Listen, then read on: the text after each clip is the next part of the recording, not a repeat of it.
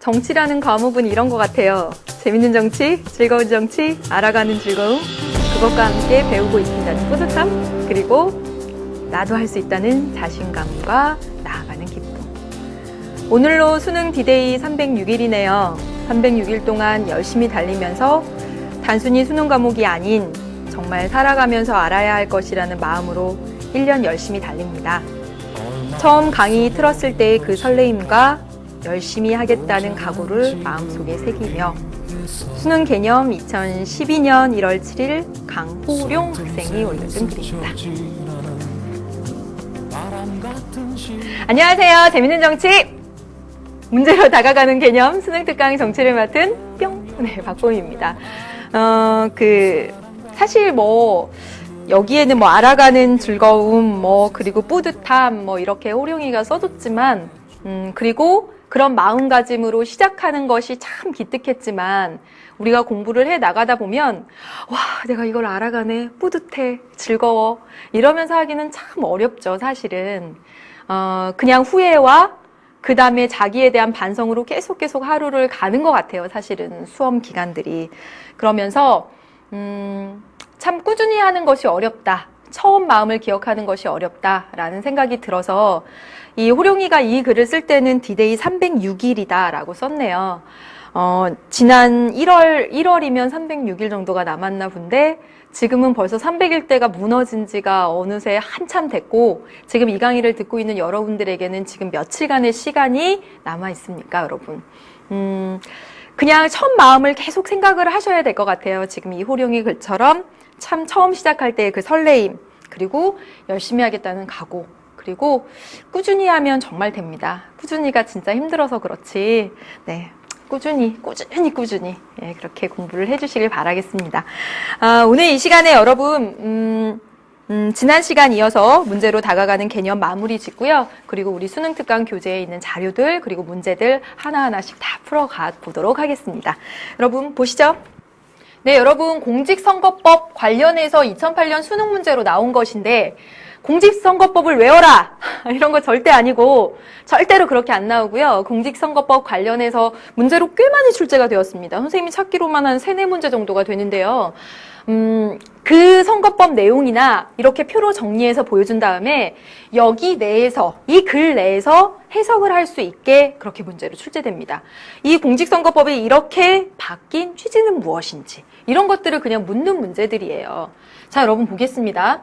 현행 조항은 보면 공직선거법에 보면 선거일 180일 전부터 후보의 지지 반대를 표명한 광고나 사진 등의 게재를 금지해 왔었습니다. 그런데 이후에는 비방하거나 허위사실 유포가 아니라면 누구를 지지한다라는 내용들은 언제든지 할 수 있게 해줬다라고 했어요. 이 내용은 바로 표현의 자유를 보장하기 위한 그런 내용임을 확인할 수가 있습니다. 절대로 외우지 마세요, 여러분. 두 번째 보세요. 국외 체류자의 부재자 투표 허용이 불허했었죠. 국외 체류자. 외국에 유학 가 있는 학생, 외국에 돈 벌러 간 분들, 아니, 외국에서 일하시는 분들, 그런 분들의 부재자 투표가 불허되었습니다. 그들의 한 표가 행사되지 못했다는 거죠. 영주권자들의 한 표가 행사되지 못했는데, 이제 보세요. 상사, 주재원, 유학생, 여행자 등 단기 체류자에게, 지금은 영주권자에게까지 해서 투표권을 허용하도록 했습니다. 이건 여러분 뭐였죠? 계속 반복해서 말씀드렸던 보통선거의 확립. 그 다음에 보세요. 선거일 120일 이전 대담 프로에 인터뷰하는 것이 금지되어 있었다가 이제는 언제든지 출마한 사람들이 인터뷰하는 것, 대담하는 것 언제든지 허용할 수 있도록 했습니다. 그렇게 한 이유는 그들이 인터뷰하고 그들이 서로 간의 이야기를 나누는 것을 우리가 들음으로써 그 후보자가 어떤 생각을 가지고 있는지 이런 것들을 우리가 알 수 있게 돼요. 이런 것들은 알 권리 확보를 위해서, 알 권리를 확보한다는 측면에서. 또한 보세요. 예비 후보자 단계에서는 후보자 본인과 배우자만 선거운동할 수 있었던 것이 이제 선거사무 관계자도 선거운동할 수 있도록 했습니다. 이것은 선거운동의 자유, 폭이 넓어진 거죠. 그 폭이 넓어졌다라는 것을 또 확인할 수가 있죠. 그 다음에 보세요. 정치자금법에 보니까 대통령 선거 당내 경선 후보자만, 그 후보자에게만 후원회를 허용했었는데 이제 후원의 허용 대상을 대통령 선거 후보자가 되려는 모든 사람으로 넓어졌습니다. 그래서 후원회를 보다 광범위하게 열 수 있게 된 것이고, 그러다 보면 좀 또 돈과 관련된 그런 문제들이 또 발생할 소지들도 있겠네요. 뭐 그런 내용들 확인해 보시면 되고 읽어보고, 그러면서 이렇게 공직선거법 관련해서 출제된 문제들이 있는데 이것까지 해야 되냐, 이런 이슈들까지 해야 되냐. 실제로 이제 말씀드리고 싶은 건 정치 과목은 특히나 시사 이슈와 관련된 문제들이 많이 출제되는 편입니다. 그렇다고 해서 그 시사 이슈를 일부러 신문 찾아서 일부러 보고 그렇게 사전 지식이 있는 학생만 풀 수 있도록 문제는 절대로 내지 않습니다. 우리가 모르는 시사 이슈라면 그것은 반드시 제시문에 다 친절하게 다 그 제시문 통해서 찾아낼 수 있게 그렇게 해줍니다. 따라서 우리가 이 정치 공부하면서 신문도 보고 뉴스도 듣고 신문도 보고 뉴스도 보고 이런 그런 관심을 갖는 것은 정말 필요한데, 공부를 위해서 그런 것은 하지 말아라. 시험을 잘 보기 위해서 일부러 그런 것은 하지 말아라. 이렇게 말씀을 드리고 싶어요. 다음 보겠습니다. 여러분, 매니페스토 운동입니다. 매니페스토 운동 관련해서도 꽤 시험 문제에 출제되었고 특히 교육청 문제에서 여러 번 출제가 되었기에 말씀을 드릴게요. 그럼 매니페스토 운동이라고 하는 것이 무엇이냐면 바로 이거예요. 선거와 관련해서 유권자에 대한 계약으로서 공약입니다. 여러분, 계약은 지켜야 하죠. 지키지 않으면 불이익이 따르죠.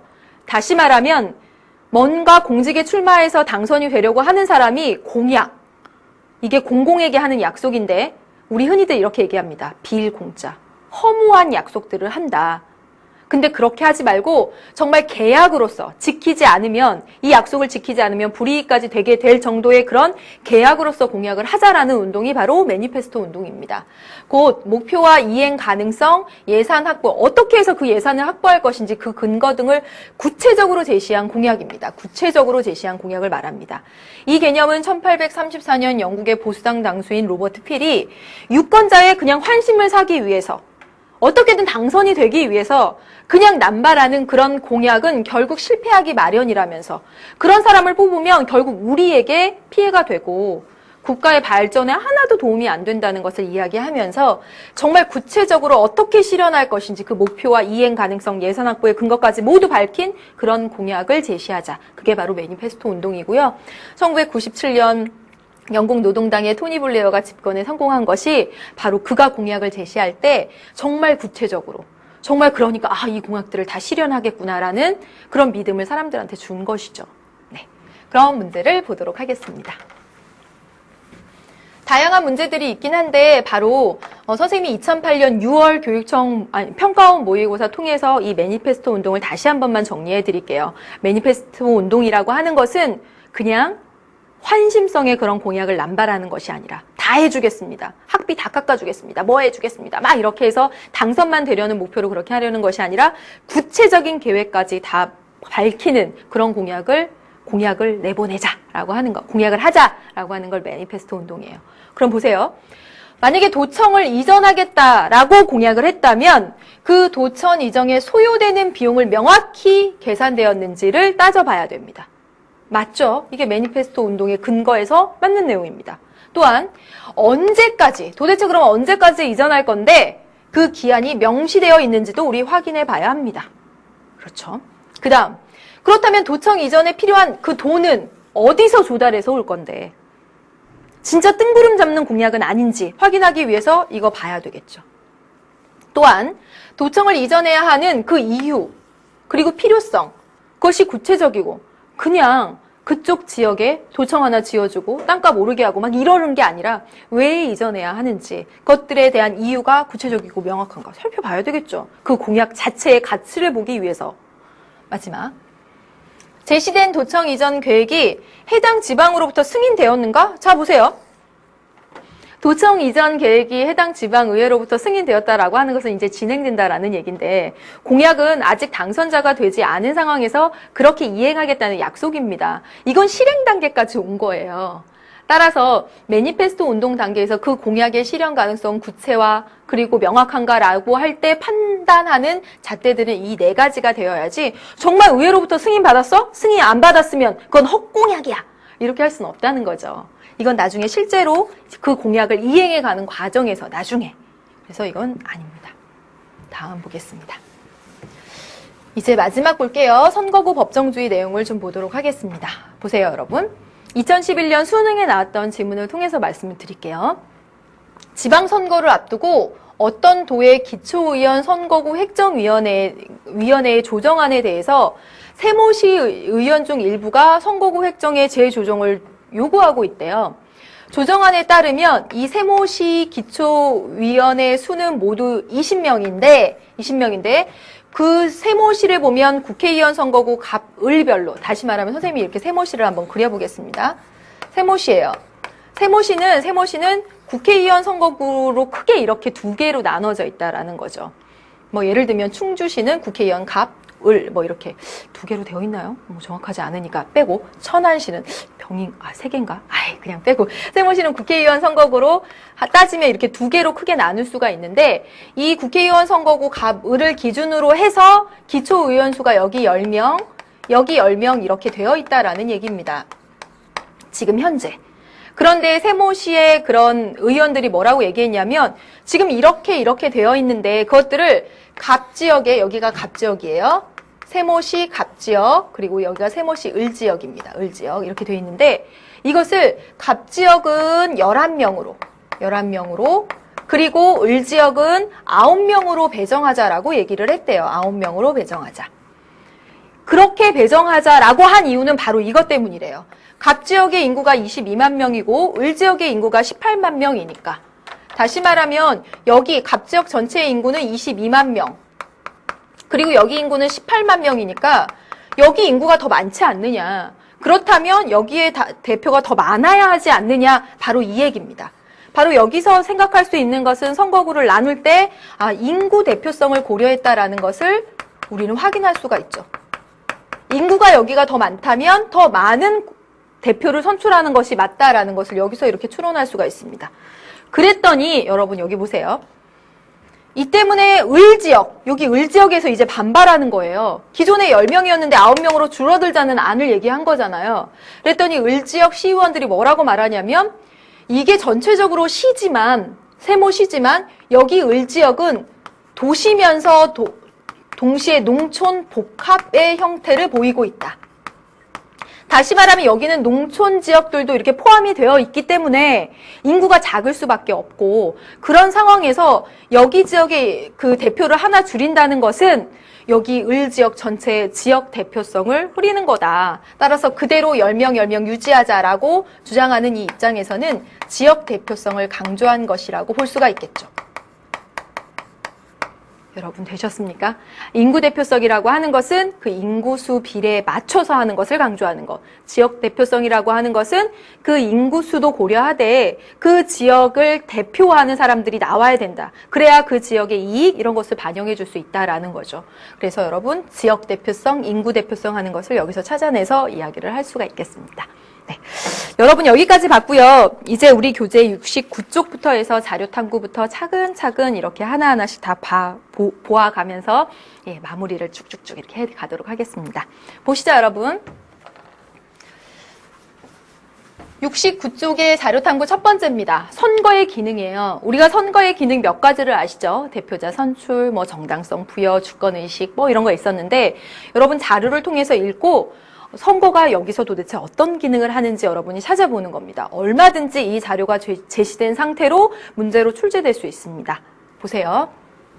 민주주의에서 선거는 통상적인 방법으로, 그리고 특별한 사건을 기다릴 필요도 없이 어떠한 사건이 있어서가 아니라 규칙적인 변화를 가능하게 해준다. 다시 말하면 민주주의 국가에서 이 선거는 규칙적이고 정기적으로 실시되고 있다라는 거죠. 그래서 그런데 따라서 민주주의 체제에서 공직자들이 지나치게 인기가 없는 행동뿐만 아니라 불편한 행동도 피하게 되죠. 왜냐하면 다음 선거에 내가 또 다시 뽑혀야 되기 때문에 지나치게 인기가 없는 그런 행동도 피하고, 그리고 불편한 행동도, 사람들의 마음을, 유권자들의 마음을 불편하게 하는 행동도 피한다라는 겁니다. 왜냐하면 안 뽑힐 수도 있으니까. 여러분 우시죠 지금? 감이 옵니까? 어떤 선거의 기능인지? 더 가볼게요. 국민들이 원하는 바에 통치자들이 순응하게 된 것은 통치자들의 선의, 착한 마음, 통치자와 피통치자들의 간의 이해관계의 합치, 독점적인 정당의 감시와 같은 제도적 통제 때문이 아니다. 자, 보세요. 국민들이 원하는 바에 따라서 우리의 대표들이 우리 말을 막 귀 기울여 들어주려고 하는 것은 그들이 마음이 착하고 그런 이유 때문이 아니다. 바로 보세요. 누가 지도자를 감시할 것인가라는 오래된 질문에 대한 대답은 단 하나뿐이었다. 그 지도자들을 선택하는 자들이 바로 그들이라는 사실. 다시 말하면 선거를 통해서 바로 국민들이 그들을 뽑아준다라는 사실. 그들을 뽑아주지 않으면 그들은 그 자리에 못 간다라는 사실. 제대로 못하면 그 자리에 다시 뽑히지 않는다라는 사실. 여기서 말하고자 하는 선거의 기능은 정치 권력을 감시하고 통제하는 바로 그것을 이야기한다라는 것이죠. 이런 식의 제시문은 나와져 있고 선거의 기능 묻는 문제 얼마든지 나올 수 있습니다. 다음 볼게요. 그 아래 봅시다. 여러분 인민헌장입니다. 여러분 인민헌장은 차티스트 운동, 노동자들의 선거권 확대 운동을 할 당시에 그 노동자들이 이 헌장을 딱 내고 이렇게 해달라고 요구했던 바로 그 내용들입니다. 여러분 이 내용들은 외우실 필요 없습니다. 하지만 이 내용들이 그대로 주어져 있고 그 상태에서 여기 내용들을 통해서 알 수 있는 그런 선거의 의의 이런 것들은 찾아낼 수는 있어야 한다는 거죠. 예, 선지로 나오면 여러분들이 꼭 찾아낼 수 있어야 합니다. 자 보세요. 인민헌장이 나타났던 그 당시는 노동자들을 비롯하여 대부분의 사람들은 선거권을 갖지 못했을 때입니다. 그들은 무엇을 주장했냐면 21세 이상의 모든 남자의 선거권을 인정해달라라고 이야기를 했습니다. 여기 보시면 21세 이상의 모든 남자입니다. 여자를 뺐기 때문에 보통 선거는 아니죠. 그렇죠? 남녀 모두가 돼야지 확실한 보통 선거인데 여기서 붙여지고 있는 건 여전히 제한 선거의 모습이 비춰지고 있지만 여자를 제한했으니까 제한 선거의 모습이 있긴 하지만 남자 모두의 보통 선거를 주장했다라는 것을 확인할 수가 있죠. 또 보세요. 또 보시면 비밀로 할 것. 비밀 선거의 원칙도 나와 있습니다. 또 보세요. 또 보시면 또 가볼까요? 선거구의 평등을 이룰 것. 어떤 선거구는 인구도 많지 않은데 대표를 많이 뽑고 어떤 선거구는 인구가 많은데도 대표를 안 뽑고 표의 가치가 달라지죠. 평등 선거도 이야기하고 있는 겁니다. 또 볼게요. 보시면 재산 자격을 폐지할 것, 연봉을 지급할 것. 여러분 의회 의원이 되기 위해서는 얼마 이상의 돈이 있는 사람만 가능했었습니다. 그렇다면 돈 없는 사람은 의원이 될 수가 없었던 거죠. 또한 실제로 그러면 재산 자격을 폐지한다라고 해봐요. 그래서 일반 노동자들이 의원이 될 수 있었을까요? 되지 못한다는 거죠. 왜냐하면 의원으로 활동하고 있으면서 돈벌이를 하나도 못하면 어떻게 먹고 살아요? 따라서 실질적으로 일반 노동자들, 일반 모든 사람들이 의회 의원으로 당선돼서 일을 하는 그런 여건을 마련해주기 위해서는 의회 의원에게 월급을 줘야 된다는 거죠. 연봉을 주어줘야지만 그들이 실질적으로 의회 의원으로 진출할 수 있는 거죠. 따라서 의회 의원의 재산 자격을 폐지할 것 또는 500파운드의 연봉을 지불할 것이라고 하는 것은 실제로 공무단인권을 보장하라라는 내용이 됩니다. 여러분 공무단인권이라고 하는 것은 공무원이 될 수 있는 권리, 실제로 의원이 될 수 있는 공무단인권을 실질적으로 보장하라. 재산 자격 폐지해서 노동자도 의원 될 수 있게, 그리고 노동자가 의원 돼서 하다가 진짜 생계 때문에 그만두지 않도록 연봉 줘라. 실질적인 보장을 위한 그런 제도임을 확인할 수가 있습니다. 그런 요구를 했었던 거죠. 이 안에서 드러난 선거와 관련된 내용들도 확인해 보았습니다. 이제 다음 보시죠. 여러분 다음 페이지입니다. 다음 페이지 딱 넘겨보시면 여러분 뭐 있냐면 심화탐구 있습니다. 선거구 획정 이 그림 나오면서 출제될 수도 있지 않을까 이런 생각이 들어요. 여러분 보세요. 지금 보시면 가 선거구 획정 방식이고 나의 획정 방식입니다. 여러분 이 내용을 보면 갑을 두 정당에 대한 지지율은 비슷합니다. 그리고 갑당의 지지자들은 주로 여기 도심에 모여 살고 있습니다. 여기 도심에 갑당의 지지자들이 주로 여기 살고 있어요. 여기. 그리고 바깥에 을당의 지지자들이 모여 살고 있습니다. 네. 도심의 사람들이 더 많이 살겠죠, 주변보다. 그럼 보세요. 그 다음에 남북으로 주거지역이 분산되어 있고요. 인구 분포는 도심에 밀집해 있대요. 사람들이 여기에 더 많이 사는 거예요. 여기에 많이 살고 있습니다. 그리고 여기는 흩어져서 살고 있는 거고요. 그럼 보세요. 선거구를 다음과 같이 나눴다라고 해봅시다. 어떻게 나눴냐면 여기 가운데가 도심이잖아요. 도심이 포함되면서 이렇게 외곽하고 하나, 둘, 셋 이렇게 나눈 거예요. 여기로 나눠진 게 아니군요. 여기로 이렇게 나눠진 거예요. 그럼 보세요. 여기 도심이 어떤 선거구건 도심이 조금 포함되면서 외곽하고 이렇게 합쳐진 거고, 여기도 도심이 포함되면서 외곽하고 합쳐진 거고, 도심이 포함되면서 외곽하고 합쳐진 겁니다. 그럼 잘 보시면 뭐라고 그랬냐면 인구는 도심이 많다라고 그랬어요. 여기가 이렇게 많은 상황이고 여기는 적은 상황입니다. 그런데 도심은 누구 당 지지자가 많았어요? 갑. 그리고 여기는 을당 지지가 많았는데 그러면 이 선거구 안에서는 무조건 갑이 당선될 수밖에 없겠죠. 그렇죠? 여기도 역시 마찬가지입니다. 이쪽도 한번 가볼까요? 이쪽도 가볼게요. 이렇게 선거구를 나눴습니다. 이 선거구 안에는 여기 도심이 있고 바깥이 외곽이 있습니다. 도심의 인구가 많아요. 갑 지지자들이 많고 을이 조금입니다. 역시 갑. 다시 말하면 선거구를 이렇게 나누면 갑당이 3석을 차지하게 된다라는 얘기입니다. 그런데 똑같은 상황에 똑같은 지역을 선거구를 이렇게 나눠보겠습니다.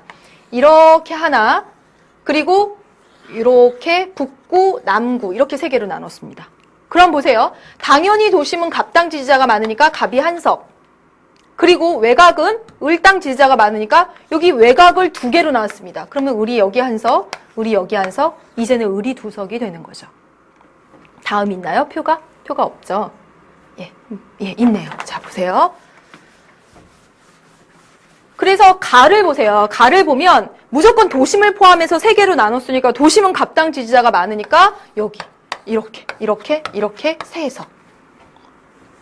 나와 같은 경우를 보면 나와 같은 경우는 갑당 지지자가 많은 도심을 하나로 해버려서 여기서 1석, 그리고 을당 지지자가 많은 외곽을 2개로 나눠버리니까 여기가 2석 이렇게 됩니다. 다시 말하면 이것을 통해서 알 수 있는 것은 똑같은 지역이더라도 어떻게 선거구를 나누냐에 따라 유불리가 달라진다는 거죠.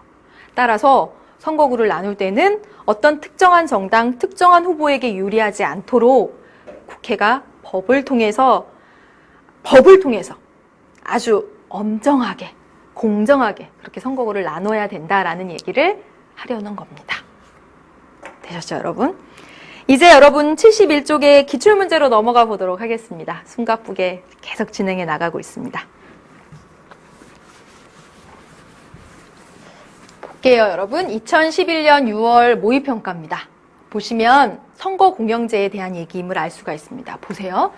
대통령 선거에서 선전벽보 비용은 인구 100명당 한 매의 비율로 나라에서 부담을 해줍니다.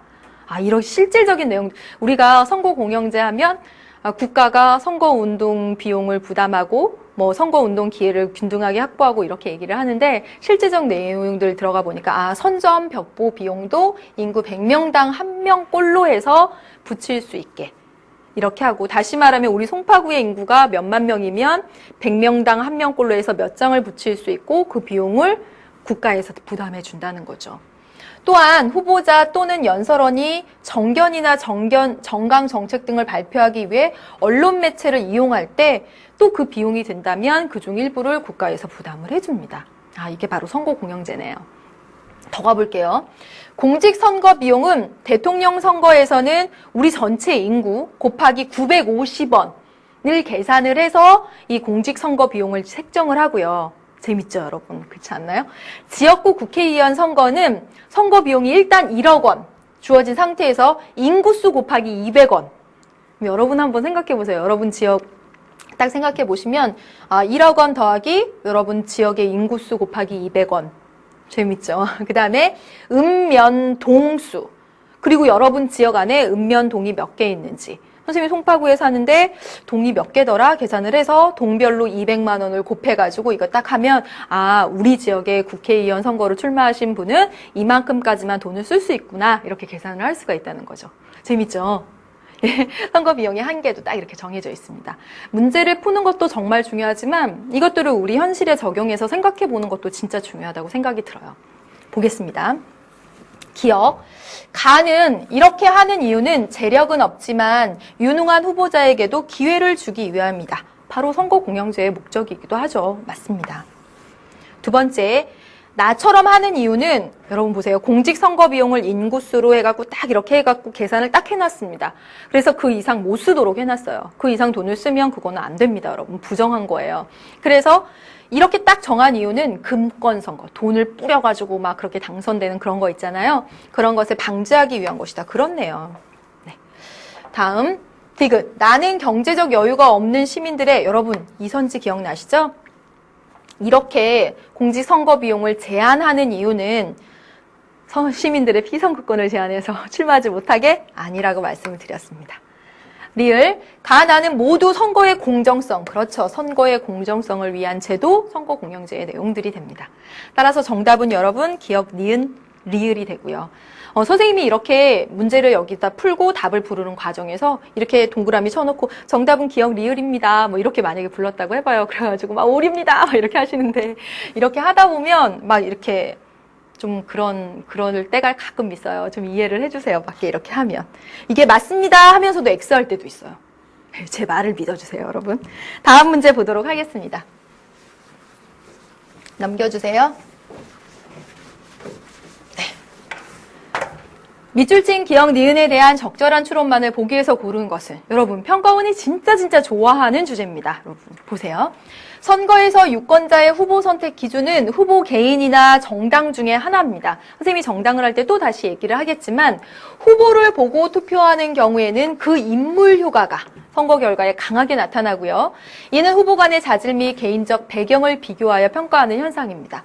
반면 정당을 보고 투표하는 경우에는 정당 효과가 강하게 나타납니다. 여러분 그래서 누가 출마하든 상관없이 그 정당 이름 달고 오면 그냥 뽑아주는 거예요. 그 정당을 아주 신뢰하니까 이게 정당 효과가 되죠. 정치사회와 가정에서 가족에 의해서 특정 정당에 대한 애착심이 형성된 경우 우리 엄마 아빠가 맨날 그 정당 얘기만 해서 그 정당 어쩐지 좋은 것 같아 라고 한 경우에 혹은 정당이 추구하는 정치적 가치에 동의하는 경우에 정당 효과가 강하게 나타납니다. 네, 어려운 말 아니니까 풀어보도록 할게요. 기억. 유권자 다수가 정당 이념에 따른 투표 행태를 보일 때 정당 이념에 따른다. 그러면 정당을 보고 투표하는 거죠. 니은. 맞네요. 정당 효과. 두 번째, 후보가 난립해서 개별 후보에 대한 정보 획득이 불가능해요. 후보에 대한 개별 후보에 대한 어떤 공약을 가지고 있는지 어떤 정책을 제시할 것인지 어떤 사람인지 어떤 비리가 있는지 파악할 수가 없어요. 그랬을 때는 사람들은 누굴 보겠어요? 정당을 보겠죠. 니은입니다. 맞아요. 정당의 수명이 짧고 이합 집산이 심할수록 그 한 정당에 대해서 끊임없이 이렇게 막 지지를 보낼 수 있을까요? 그땐 뭘 보겠어요, 여러분? 인물을 봐야죠. 맞네요. 네. 리을, 정당에 대한 정서적 일체감을 갖는 유권자가 많을수록 정당에 대한 일체감을 가지면 정당을 봐야 되겠죠. 무슨 기억을 보나요? 정답은 기억, 니은, 디귿 이렇게 되겠습니다. 이제 여러분 72쪽으로 넘겨보도록 할게요. 다음 신문 보도에 나타난 여러분 선거의 기능입니다. 선거의 기능 여러분 기억하고 계시죠? 네, 보겠습니다. 선거의 기능 중에서 이 기능을 가장 좋아하는 것 같아요. 보세요. 재정 파탄 낸 아일랜드 집권당 총선 참패. 선생님이 이 사례 가져다가 개념 강의에서 정부 형태 강의할 때 했었던 생각이 납니다. 아일랜드 집권당은 지난 25일 치러진 총선거에서 참패했습니다. 국가 재정 위기로 지난해 말 유럽연합 국제통화기금으로부터 850억 유로의 구제 금융을 받는 등 경제정책 실패에 따라서 표심이 작용을 한 것입니다. 그래서 영국 BBC 방송 등에 따르면 아일랜드 집권당이었던 공화당이 잠정 개표 결과 17.4% 얻어서 전체 166석 중에 14석 차지했습니다. 집권당이 14석으로 떨어졌다. 이 얘기는 선거를 통해서 국민들이 견제하고 통제하고 왜 이렇게 못했어? 정치적 책임을 묻는 거죠, 여러분. 그렇죠? 보겠습니다. 정답 볼게요. 선거의 기능, 이익을 표출한다. 2번, 정치 권력을 심판한다. 정답? 2번. 엘리트를 충원한다. 다시 말하면 대표를 충원하는 기능을 하죠. 정당이 있기 때문에 우리는 대표자를 뽑기가 훨씬 쉬워집니다. 만약에 정당이 없다라고 해보세요. 그러면 그 인물을 파악하기도 어려워져요. 그 인물이 새누리당에서 나오고 그 인물이 민주통합당에서 나오고 뭐 이렇게 되면 이 인물이 어떤 성향을 가졌구나라는 거 우리가 파악할 수 있고 대표자를 선출하는 데 보다 좋거든요. 그게 정당의 기능이기도 합니다. 사회통합을 실현한다. 여기서 나타난 거 아니고요. 주권의식, 정치의식 높아진다. 아니고요. 심판한다. 라고 하는 여러분 2번이 정답이 되겠습니다. 다음 볼게요. 밑줄 신 주장의 타당성을 검증하기 위한 활동으로 가장 적절한 것은 그랬습니다. 18세기 후반 영국은 이미 왕권을 능가하는 강력한 의회 제도를 확립했습니다. 국왕은 한낱 장식적인 존재로 전락하였으며 의회가 정치적 실권을 장악한 것입니다. 국왕이 그냥 장식적인 존재로 전락을 했대요. 그래서 영국의 이게 의원 내각제의 모습인 거죠. 그러나 19세기가 되어서도 재산의 소유 등이 선거 참여에 영향을 주었다라는 점에서 영국의 의회는 전체 국민을 대표하는 기관이 되지 못했습니다. 영국 의회주의가 이렇게 발전을 해왔지만, 그래서 의회주의를 확립해왔지만, 결과적으로 영국의 의회는 전체 국민을 대표하는 그런 대표기관은 되지 못했다라는 거죠. 이것을 검증하기 위한 활동입니다. 이 문제 굉장히 좋다라고 생각해요. 무엇을 확인해 보면 국민의 대표기관인지 아닌지 확인할 수 있을까? 보세요. 의회를 구성하는 의원 수를 조사한다. 그래서 의원 수가 200명이면 국민의 대표기관, 300명이면 국민의 대표기관이 아니다. 말도 안 되죠. 다음 2번. 의회 제출 법률안 가결률을 조사한다. 가결률이 높으면 국민의 대표기관, 낮으면 아니다. 아니죠. 의회가 제출한 법률안의 가결률이 높으면 법을 잘 만든다라는 얘기가 되죠. 아니면 잘 못하구나. 지금 잘 못하고 있구나. 그 얘기가 되고요. 정부 형태가 의원 내각제인지를 조사한다. 의원 내각제이면 국민의 대표기관. 의원 내각제가 아닌 대한민국과 같은 대통령제라면 의회는 국민의 대표기관이 아니다. 말도 안 되는 거죠. 네. 다음, 의회와 국왕과의 실질적인 관계를 파악한다. 그래서 의회가 지금처럼 의회가 왕권을 능가했어요. 능가했는데 대표기관이 되지 못했네요. 그럼 왕권이 크면 대표기관이 되는 거예요? 말도 안 되는 거죠, 여러분. 그래서 이거 아니죠. 정답 5번 되겠습니다. 유권자가 성인에서 차지하는 비중을 조사한다. 여러분, 선생님이 알기로 유권자가 성인에서 차지하는 비중 이렇게 했는데 보시면 우리나라 유권자가 3천만 명이 넘는 것으로 알고 있습니다. 다시 말하면 우리나라 유권자는 모든 성인입니다. 모든 성인. 무슨 감옥에 가서 무슨 그런 피선거권이나 선거권을 그런 경우가 아니라면 거의 모든 성인, 유권자는 거의 모든 성인입니다. 그렇다면 그때는 국민의 대표기관이죠. 그런데 유권자가 모든 성인이 아니라, 거의 모든 성인이 아니라 유권자가 일부예요. 돈 많은 사람들. 네, 여러분. 방금 전이죠? 네. 유권자가 일부예요. 그렇게 되면 그건 국민의 대표기관이 아닌 거죠. 따라서 유권자가 성인 전체에서 차지하는 비중이 1%냐, 2%냐, 아니면 전체 다냐. 이런 거에 따라서 국민의 대표기관인지 아닌지 확인할 수가 있습니다. 따라서 여러분 정답은 5번이 되겠습니다. 다음 볼게요. 3번 문제 보도록 하겠습니다, 여러분. 네. 밑줄친 현상이 나타나는 이유를 탐구하기 위한 활동으로 적절한 것은 여러분, 우리 앞에서 공부했던 내용입니다. 차등 선거는 선거인 모두에게 투표의 권리를 인정하면서도 여러분, 모두에게 투표의 권리를 인정하면 보통 선거는 된 거예요. 그런데 그 가운데서 차등이 있는 겁니다. 악화가 양화를 구축하는 현상에 대비하여서 자질에 따라서 선거권을 차등화할 필요가 있다는 입장이다. 여러분, 악화가 양화를 구축한다. 이게 뭐냐면 나쁜 것이 좋은 것까지도 망쳐버린다 이런 얘기인데, 다시 말하자면 여기서 말하고자 하는 얘기는 뭐냐면 모든 사람들한테 선거권을 줘서 무지한 사람들의 투표권의 행사로 인해서 정말 이 중우정치가 야기될 수 있기 때문에 무지한 사람들에게는 그래, 모든 사람에게 투표의 권리를 인정하지만 이 무지한 다수에 의한 어리석은 결과가 나타나지 않게 하기 위해서, 악화가 양화를 구축하는 이런 현상이 일어나지 않게 하기 위해서 어리석은 사람은 한 표, 또는 어떤 자질이 있는 사람은 2표, 3표 주자. 바로 이 얘기입니다. 현재 이와 같은 차등 선거는 논리는 설득력을 잃었습니다. 말도 안 되죠. 누가 자질이 있습니까? 국민이라면 똑같은 거죠. 그렇죠? 그러나 한 표의 동등한 가치를 보장하는 표의 등가성 논쟁은 아직도 논쟁이 뜨겁습니다, 여러분. 그렇죠. 그리고 가치까지 똑같게 이렇게 탁 하는 평등 선거를 진짜 이렇게 실현하는 게 사실은 현실적으로 많이 어렵다라는 얘기가 되는데, 자 보세요. 이 현상이 나타나는 이유, 투표의 가치의 등가성, 이 논쟁이 아직도 뜨거운 이유를 탐구하기 위한 활동입니다. 문제 어렵고 문제 좋습니다. 1번, 연령별 투표율을 조사해보면 젊은 20대가 투표율이 많이 떨어졌더라. 바로 이 투표 가치에 아니죠. 전혀 상관없습니다, 여러분. 이건 정치적 무관심의 문제 할 때. 투표율의 변화 추이를 살펴본다. 예전에는 투표율이 70%였는데 지금 40%다. 이것도 역시 정치적 무관심이나 아니면 참여의 문제를 얘기할 때. 틀렸고요. 계층 간의 지지 성향을 조사해본다. 돈 많은 사람들은 어느 당 지지하는지. 또 아니면 사회적 약자 계층은 어느 당 지지하는지 알아본다. 그것이 무슨 투표 가치입니까, 여러분? 아니죠. 선생님 왜 화냅니까? 네. 4번, 선거구 간의 유권자 수의 격차를 살펴본다. 이거야말로 맞죠. 선생님이 뭐라고 말씀드렸죠? 선거구의 크기가 차이가 나면 한 표 가치에 차이가 난다라고 했어요. 너무나 많이.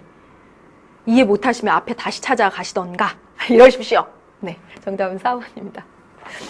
5번, 선거권 행사에 제한을 받는 자들을 조사한다. 여러분, 여기서는 제한을 받는 사람들은 없습니다. 왜냐하면 제한을 받는 사람들을 조사한다라는 건 제한선거, 보통선거가 잘 확립되고 있는가 아닌가를 살펴볼 때 해야 되겠죠. 여기서는 여러분 평등선거 얘기를 하고 있는 겁니다. 따라서 정답은 4번 이렇게 고르셔야 돼요. 다음 문제를 보도록 하겠습니다. 이 문제 역시나 너무나 좋습니다, 여러분. 여러분 스스로 맞추셔야 되는데, 다음 각 병국의 선거제도가 위반하고 있는 민주선거의 원칙입니다, 여러분. 보세요. 각국은 국내에 거주하는 국민들과 달리 국외에 거주하는 국민들에게 참정권 주지 않았다. 이제 그만 설명 그만. 이거죠.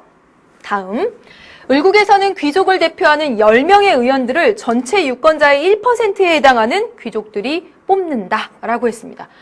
잘 보세요. 전체 유권자의 1%가 10명의 의원을 뽑습니다. 그런데 보세요.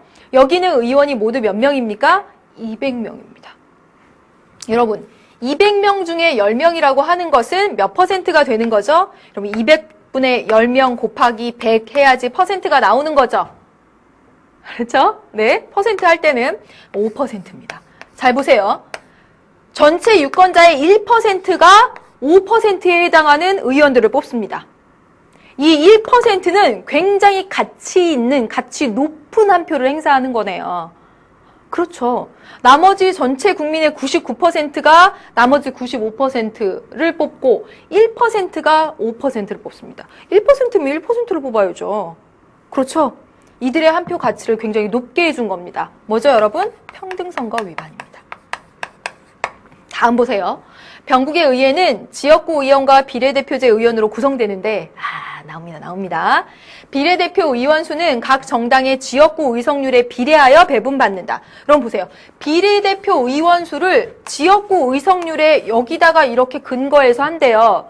그럼 비례대표 따로 뽑아야지. 왜 지역구 의석률에 근거합니까? 지역구 의석이 그렇게 됐을 뿐 비례대표를 사람들이 저렇게 뽑자라는 것은 한 번도 하지 않았습니다. 사람들이 한 번도 그렇게 직접 비례대표를 뽑은 적이 없습니다. 뭐죠, 여러분?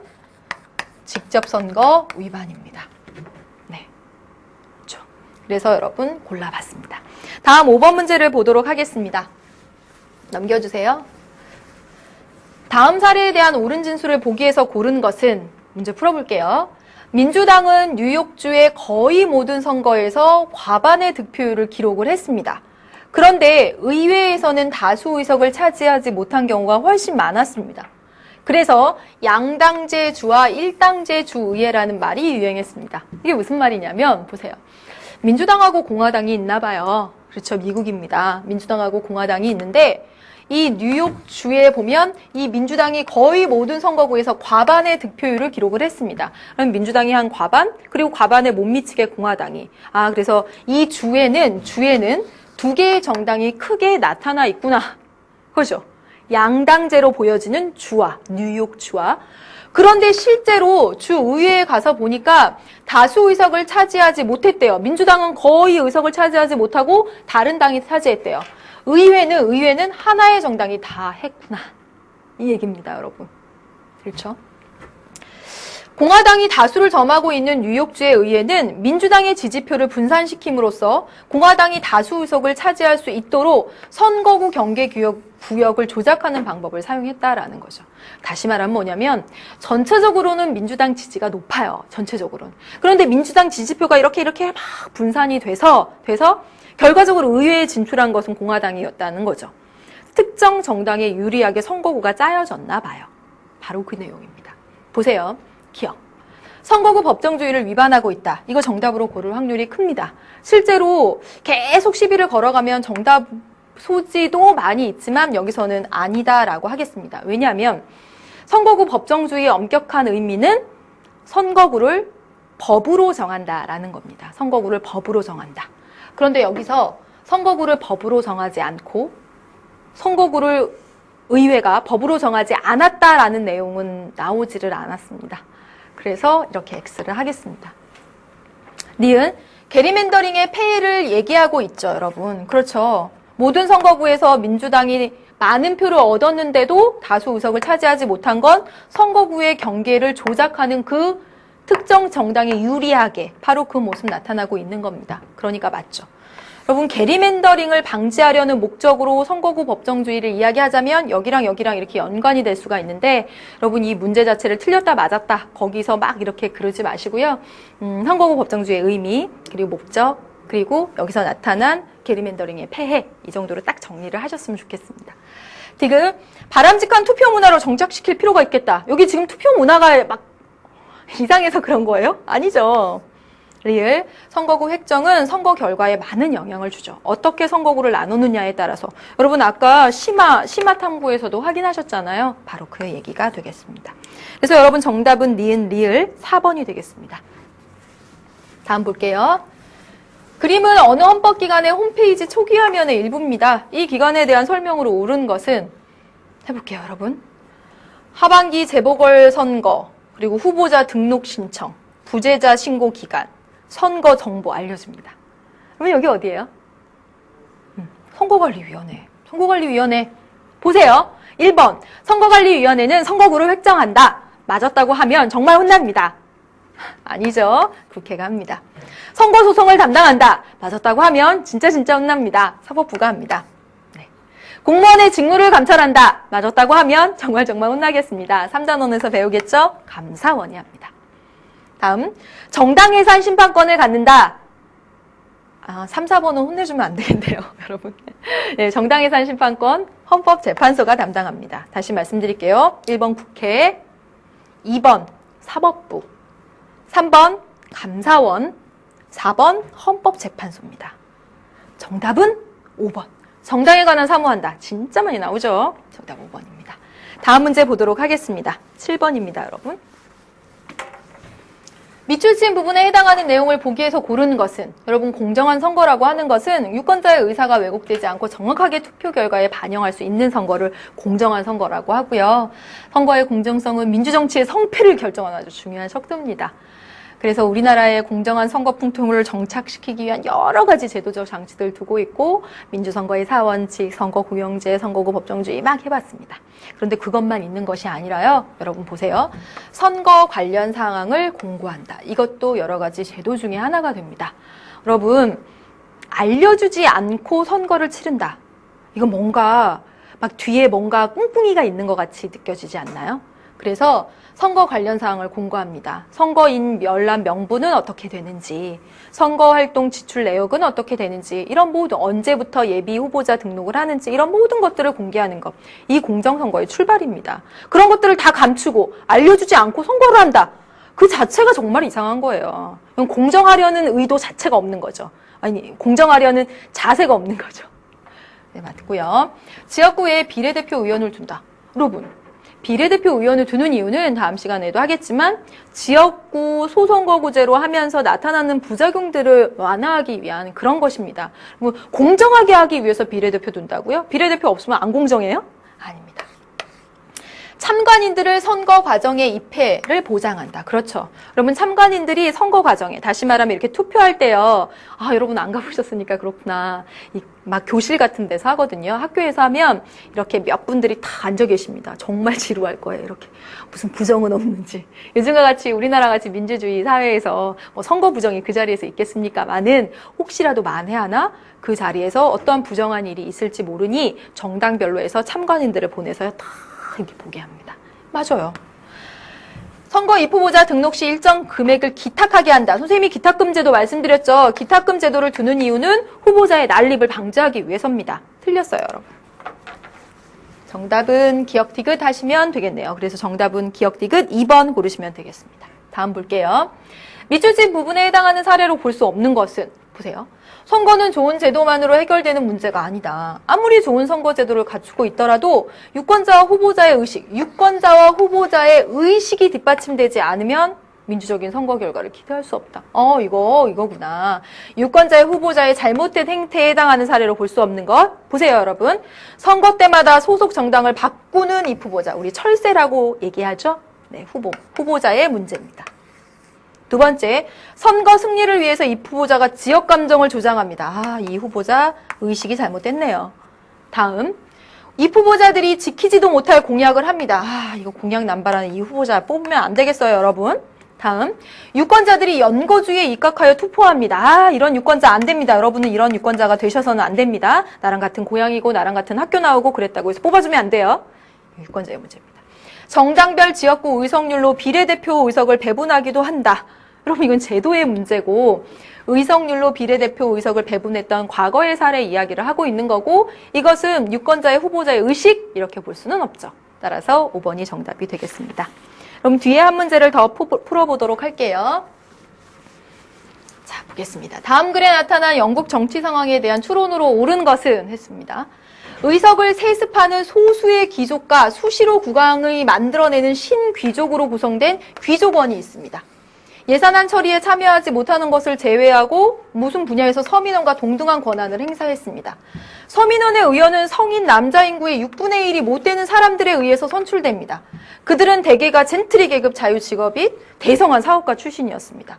그리고 그뿐만 아니라 산업화에 따라 다수의 농민들이 신흥동업도시로 이주했음에도 불구하고 남부 농업지역은 인구에 비해서 많은 대표자들을 배출하고 있습니다. 그리고 이 인구가 많은 신흥동업 도시에는 인구에 비해서 의원 수가 지금 턱없이 적고 있습니다. 문제 보겠습니다. 1번 보통선거 실시됐나요, 여러분? 남자 인구의 6분의 1이 못 되는 사람들에 의해서 선출됐습니다. 안 됐네요. 대의정치 실시 안 됐나요? 왜요? 대표는 뽑고 있잖아요. 서민원 의원 뽑고 있습니다. 틀렸습니다. 다음 볼게요. 네. 귀족원이 서민원보다 권한이 강했을 것이다. 예산안 처리하는 권한 없고요. 동등한 권한이라고 했습니다. 틀렸고요.